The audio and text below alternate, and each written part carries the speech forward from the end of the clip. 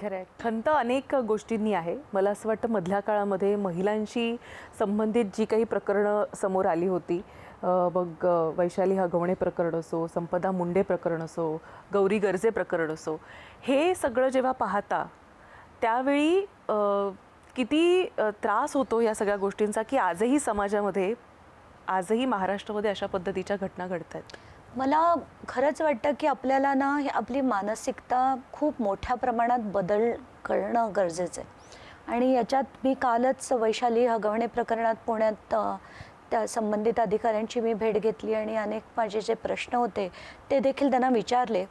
आणि मला असं वाटतं की आपण आपल्या मुलींना फक्त लग्न होईपर्यंतच ती मुलगी नसते, ती जन्मभर आपली मुलगी असते. बरोबर. म्हणजे लग्न झालं आणि तिचे हाल होत असले तरी तू तिथेच राहा आणि ते मारझोड जरी केली तरी तू तिथेच राहायचं. त्यांना उलटा विनवणी करायची की तुम्ही तिला पदरात घ्या. म्हणून खरं तर मी वैष्णवीच्या वडिलांवर खूप चिडले होते. मी पहिल्याच दिवशी त्यांना ओरडले की तुम्ही का केलं. जेव्हा त्यांनी फरफटत तुमच्या मुलीला घरी आणून तुमच्या घरी आणून टाकलं आणि तेव्हा ती प्रेग्नेंट होती, अशा स्थितीत तिला जर फरफटत आणलं आणि तरी तुम्ही त्यांच्या पाया पडलात आणि म्हणालात की तिला पदरात घ्या, ही मानसिकता काय आपली, काय का आपण मुलीला म्हणू शकत नाही तू परत घरी ये, मी तुझं दुसरं लग्न लावून देईन. हे का? कारण समाज काय म्हणेल, ह्यांची मुलगी परत आली, समाजाला काय वाटेल. अरे समाज, आज ती गेली, कुठला समाज आला तुम्हाला मदत करायला. आज जी खंत तुमच्या मनात राहिली, कुठला समाजाला मदत करायला. आणि लोक काय म्हणतील या विषयावरच आपण जर चर्चा केली तर मुलीचे हाल होतात. तिला रोज माणूस पट्ट्याने मारतोय, पाईपनी मारतोय आणि तिने ते सहन करायचं का, तर समाज मला काय म्हणेल. तर या आईवडिलांना मानसिकता बदलण्याची खरंच खूप गरज आहे. जेव्हा दिसतंय की तिला मारलंय, जेव्हा दिसतंय की तिने शेवटी विष खाल्लंय, म्हणजे ती प्रेग्नंट होती वैष्णवी, जेव्हा तिने एकदा उंदरांचं औषध पिण्याचा प्रयत्न केलेला, मग तिला हॉस्पिटलाइज केलं होतं आणि तिचं स्टमक फ्लश वगैरे करून ते सगळं बाहेर काढलं होतं, तरी तिला परत पाठवणं हे कितपत योग्य होतं मला नाही वाटत. आणि एकानंतर एक जी आपण प्रकरणं बघितली, वैष्णवीचं असो, त्याच्यात ते सुपेकर म्हणून अधिकारी होते. मग मी विचार केला की आता हे प्रकरण आपण जर त्याला न्याय मिळवून द्यायचा असेल तर 2 जण होते ते जे त्याच्या आड होते. एक म्हणजे सुपेकर आणि दुसरे म्हणजे त्यांचे जे ॲडव्होकेट दुशिंग नावाचे होते.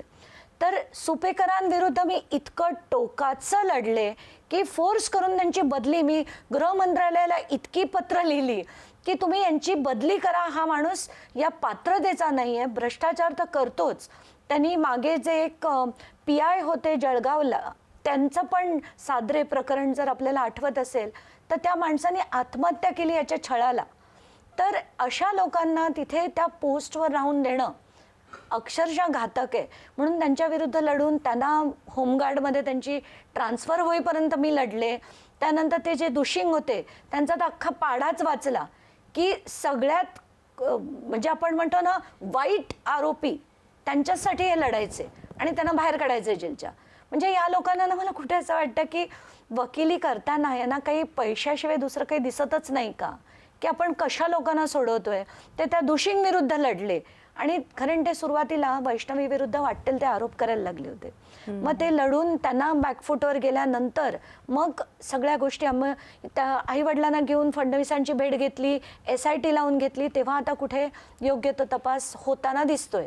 पण हे प्रत्येक वेळेस आपण किती वेळा करणार. एक तर आईवडिलांची मानसिकता बदलण्याची गरज आहे, दुसरी सासरच्या लोकांची मानसिकता बदलण्याची गरज आहे आणि हे महाराष्ट्रात अगदी वॉर फुटिंगवर करणं गरजेचं आहे. पण महिला आयोग आपला इतका मस्त आहे की त्यांना काही कार्यक्रम घ्यावेसे वाटत नाहीत. छान छान व्हिडिओज बनवा, लोकांपर्यंत काही पॉझिटिव्ह मेसेजेस पाठवा. ते काय करतात, मिरवतात एक सगळ्यांना आणि एकमेकांना फुलं देतात, त्याच्याशिवाय दुसरं काहीच करताना दिसत नाही आहे.